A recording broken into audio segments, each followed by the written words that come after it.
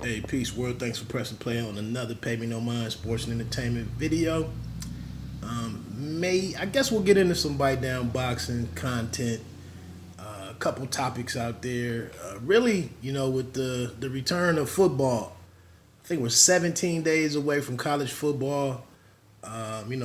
Maybe another 2 weeks from that would be, or a week would be the start of the NFL. It's going to dominate the headlines in many respects. The holdouts of the running backs continues to lead the way to me. I'm interested to see how this thing plays out. The Cowboys said they've offered some solid deals to, Cooper, Dak, and Ezekiel. But man, to have to pay $30 million to Dak Prescott, that's a tough one. Amari, he's shown some flashes. Seems to do well when things are going well. To see him up if he gets up to 16 million a year, that's pretty tough. And then they're saying that really next year would be the year when they could absolutely make Ezekiel the top paid runner or rusher in the league. As my team being a chief rival, or the chief rival of the Cowboys, I'm not eager to see them get this hammered out, but it'll be interesting to see. And Melvin Gordon, though he's led the league in touchdowns or rushing touchdowns, he's the only back to have over 10 touchdowns the last 3 years. I don't know. Maybe it's his market or just the team, the Chargers. It just doesn't seem to be the public sentiment just doesn't seem to be there for him to get top back money. And I guess they've come around to maybe 10 million, and he wants another 3 for 13 million. Again, and the team was what, 4-0 without him on the field? Excuse me. I just don't know if he's going to have the leverage that it might take to get what he wants and to avoid him coming back, in the middle of the season to keep that clock going for him. I think his years of service and whatnot, they count towards him being able to hit free agency. So that's interesting, man. Like I've talked before, I'm a running back guy, and from the business side of it, those guys are in a tough position, and they have to strike when they can, and they have to stand their ground in terms of being compensated when they have the opportunity, when they have the best leverage to be compensated. Not too much else that I wanted to get into football wise.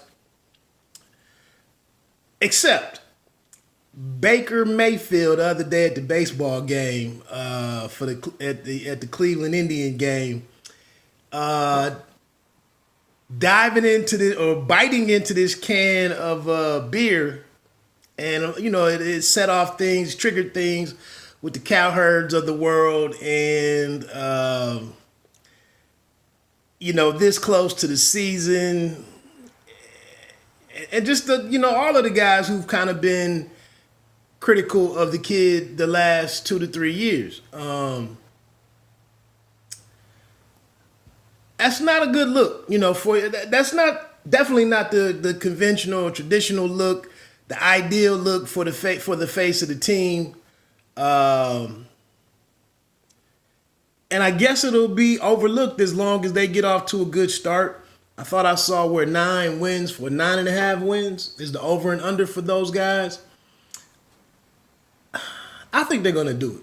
I think they're going to get 10 or 11 wins personally. A little bit of bickering and arguing. But back to this beer, man.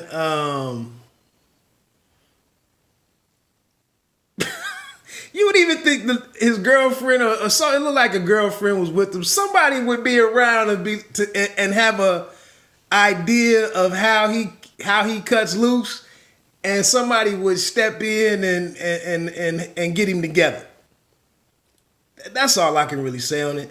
Again, if they win, I think part of his story is going to be he might have a Brett Favre like arc, where part of his career, the early part of his career, he's a young gun and he's kind of, like Maverick from Top Gun, and he's, loosey goosey and all of that, and then he gradually matures, realizes everything. He's cognizant of everything that's at play here, and he matures. Best I can say for that. Moving on to a little bit of boxing. Some good announcements. Still not the big announcement with the Ruiz Jr. and Joshua rematch. Still, we don't know where that's happening and when exactly. Sometime at the end of the year. But the unified welterweight champion, Julian Williams, will be defending his titles against the man he lifted him off of, Jared Hurd, in Brooklyn at Barclays Center. Looks like December 14th. The interesting thing here is that we've kind of all overlooked the fact that Hurd still has not named or found the trainer who will get him ready for this fight. And that's very concerning that it's made it this far along without anybody reporting on it. Does he have a short list? We'll see.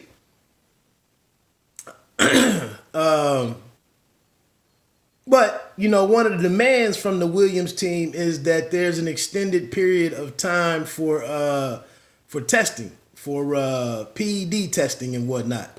So it looks like that'll be the end of the year on Fox. PBC on Fox is what is being targeted for, actually, to close out PBC on Fox's year.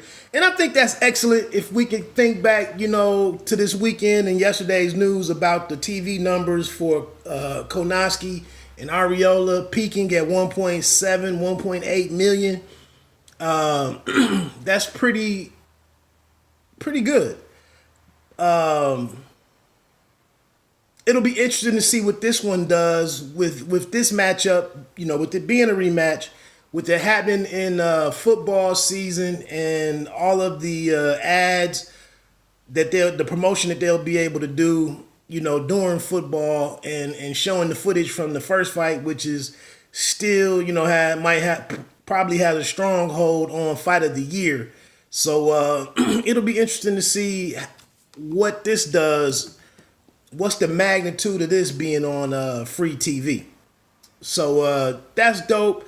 Looks like check me out at bitedownboxing.com. Got a piece up right now with the announcement of undisputed middleweight champion Claressa Shields. She'll be getting back into the ring October 5th. They've rescheduled her fight where she'll be going for her third title in as many weight classes, moving down super welterweight, and will challenge Ivana Habazin for that title. There's also like a Diamond WBC belt that'll be on the line. That's going down at the Dort Center up in Flint, October 5th on Showtime. It'll be live on Showtime. The undercard hasn't been put together yet. So that's interesting. And then the other fight, I guess, was Haney, and I can't remember how to pronounce his opponent's name. But Haney will be headlining a card at Madison Square Garden. I think it's in the theater. That'll be September 13th, I want to say. It was being kicked around for Las Vegas, interestingly. But now it is being finalized for Madison Square Garden. I think that's a pretty good... that'll be on the Zone. The big thing here for me that I'm really excited about is Heather Hardy and Amanda Serrano will be on there. It's just good to see. I like Hardy's game, and Serrano is solid with the 7 or 6 titles. 6 division champion and all of that. But it's good to see her in with somebody that I know. So I'm excited about that. Was there another date out there? Well, Shakur and Joat Gonzalez will be going at it for this vacant WBO featherweight title. I said, I tweeted last week that loss, him fighting for a vacant title, kind of took away some of the glory, and the excitement, with him being an Olympic silver medalist and whatnot, and everything that he's done. I'm just not a fan of some of these guys fighting for these vacant titles, for their first title. I mean, it happens, but I don't know. It's just a personal preference. But anyway, man, that's about it. Pay me no mind. You don't have to be great to start, but you have to start to be great. Bite down boxing. Don't ever let them count you out. 1. Have a great day.